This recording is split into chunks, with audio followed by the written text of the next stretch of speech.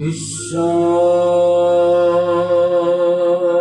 পরম কৃষ্ণ পরম কৃষ্ণ সচ্চিৎ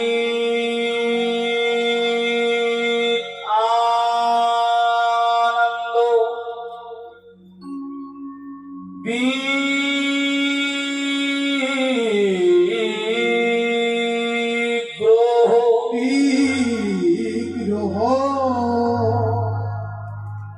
অনাদি আদি গোবিন্দ যিনি সর্বকারণের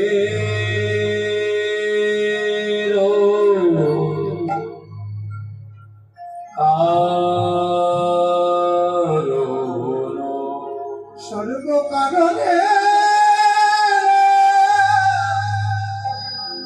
কারণ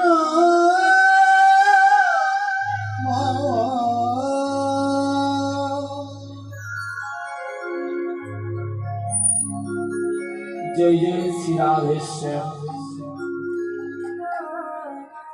মোহিত হরিবাসর মোহিত হরিবাসরে সর্বপ্রথমেই আমার কৃষ্ণ ভক্ত এবং ভক্তিমতী আমার মায়েরা আপনাদের সকলের শ্রী চরণে আমার মতো অধম কীর্তনিয়া শ্রী জগন্নাথ ঘোষের আপনাদের সকলের শ্রী চরণে আমার শত শত কোটি দণ্ডবত প্রণতি রইল। নিতাই গৌর হরি বল।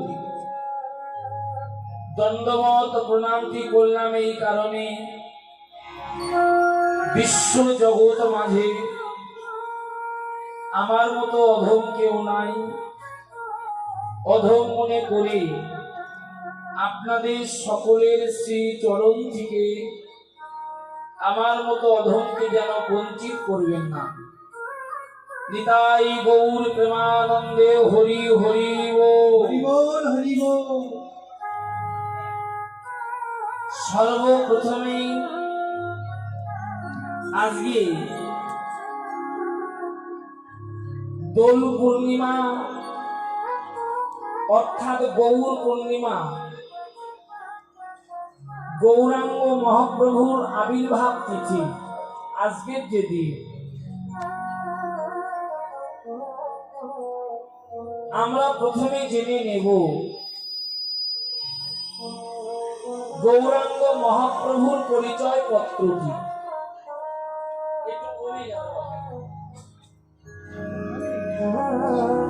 সর্বপ্রথমেই জেনে নেব গৌরাঙ্গ মহাপ্রভুর পরিচয় পত্রটি।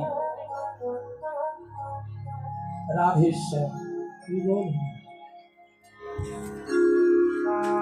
যিনি হলেন বৃন্দাবনে ভগবান শ্রীকৃষ্ণ, তিনি হলেন নবদ্বীপ মাঝে আমার গৌরাঙ্গ মহাপ্রভু।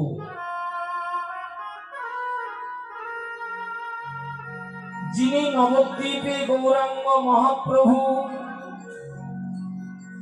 তিনি হলেন পুরীধামে আমার জয় জগন্নাথ দেব। নিতাই গৌর হরি বল। তুমি ঠিক ছিল।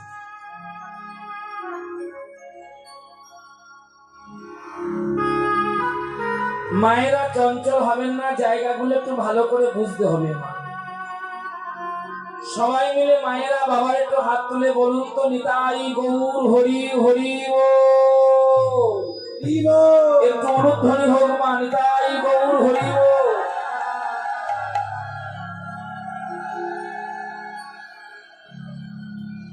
আমরা জেনে নেব আজকের দিনে গৌরাঙ্গ মহাপ্রভুর পরিচয় পত্রটি।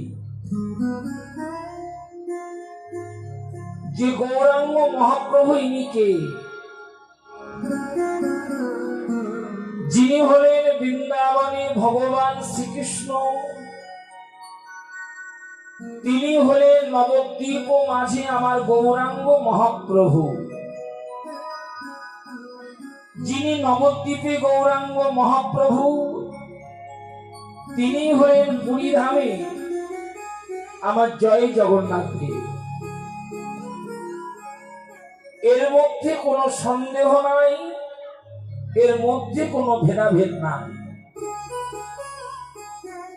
বৃন্দাবনের ভগবান শ্রীকৃষ্ণ নবদ্বীপে গৌর হয়ে এসেছেন। ভগবান কেন এলেন? ভগবানের আসবার কিসের দরকার ছিল?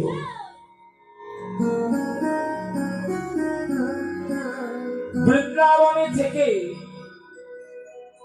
ভগবান শ্রীকৃষ্ণ নিজের মনে নিজে এতটুকু বিচার করেছিল। বাবা ভগবান এতটুকু বিচার করেছিল, মা টাকা পয়সা বাড়ি গাড়ির মালিক হলে অহংকারী হওয়া যাবে, কিন্তু সর্বত্যাগী বৈষ্ণব হতে পারবে না, ভগবানের চরণে পৌঁছাতে পারবে না। তাই গৌর হরি বল। আমার কথাগুলো বুঝতে পারছো তো মা? তুমি কোটি কোটি টাকার মালিক, কিন্তু তুমি বৈষ্ণব হতে পারবে না কোটি টাকার মালিক হলে। কোটি টাকার মালিক হলে তুমি ভগবানের চরণে পৌঁছাতে পারবে না, ভগবানকে পাবে না। যদি কোটি টাকার মালিক হলে ভগবানকে পাওয়া যেত, দুর্যোধন স্বর্ণ সিংহাসন তৈরি করে স্বর্ণ সিংহাসন পেতে রেখে দিয়ে ভগবান কৃষ্ণকে আহ্বান করেছিল, করেছিল না মা? মায়ের একটু মাথা নাড়িয়ে বলবে যে তোমরা বুঝতে পারছো কিনা। স্বর্ণ সিংহাসন তৈরি করেছিল কে? দুর্যোধন। স্বর্ণ সিংহাসন পেতে রেখে দিয়ে কৃষ্ণকে আহ্বান করেছিল যে দয়াময় কৃষ্ণ, তুমি আমার ঘরে আসবে। আচ্ছা বলো তো মা, ভগবান কি তার ঘরে গিয়েছিল? গিয়েছিল মা? ভগবান তার ঘরে গেল না। তাহলে ভগবান কার ঘরে গিয়েছিল? লক্ষ্য করো মা, ভগবান গিয়েছিল হস্তিনাপুরে দীনহীন কাঙালের ঘরে। যে ভক্ত সোনার সিংহাসন দূরের কথা, একটা কাঠের সিংহাসন পর্যন্ত যার ঘরে নাই, বলুন তো মা ভক্তটার নাম কি? হস্তিনাপুরে ভক্তটার নাম হলো বিদু। বুঝতে পেরেছ মা? সবাই মিলে একটু হাত তুলে বলো না কেন? মানে তাই গৌর হরি বল, হরি বল, হরি বল।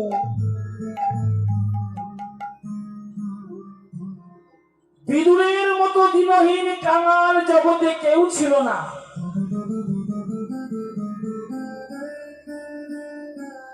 কত বড় বৈষ্ণব দেখো মা। বিদুর ভিক্ষা মেঘে এনে ভগবানের সেবা দিত। বিদুর সত্যই সাধু ছিল মা, সত্যই বিদুর বৈষ্ণব ছিল। আগে কথাটা বুঝে নেবেন যে সাধু কাকে বলে। আপনারা আমাকে দেখছেন সাধুর বেশ, কিন্তু আসলেই কিন্তু বাবা আমি সাধু নয়। সেটাই আমি আপনাদের কাছে প্রকাশ করছি। যদি বলেন যে আপনি কেন সাধু নয়, সাধু সেই হতে পারবে কে যার মধ্যে সঞ্চয় বাসনা থাকবে না। আমার কথা বুঝতে পারছেন তো? যার মধ্যে সঞ্চয় বাসনা থাকবে না সেই হবে সাধু।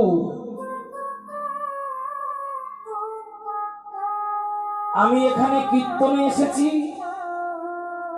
কমিটির বাবারা যখন আমার কাছে ফোন করলো আমি তখন বলেছিলাম, বাবা এত হাজার না দিলে আমি যেতে পারবো না। আজকে কথা বলো না মা, আমি এসেছি অর্থের বিনিময়, আমি কিন্তু আসলেই সাধু নয়। সাধু সেই যার মধ্যে সঞ্চয় বাসনা থাকবে না। এইবার ছোট্ট ছোট্ট করে কথাগুলো বলি মা, খুব মন দিয়ে শোনো। বিদুর আজকালকার দিনে সাধু দেখবেন 10 বাড়ি কেন 50 বাড়ি ভিক্ষা করেও তার নেওয়া শেষ হয় না, আরো হলে ভালো হতো, তাই না বাবা? আর 10 বাড়িতে গেলে ভালো হতো। বিদুর যদি এক বাড়িতে গিয়ে গোবিন্দ সেবার মতো অন্ন ব্যঞ্জন হয়ে যায়, বিদুর আর 2 বাড়িতে যেত না। দেখেছেন তো বাবা, কত বড় সাধু, কত বড় বৈষ্ণব।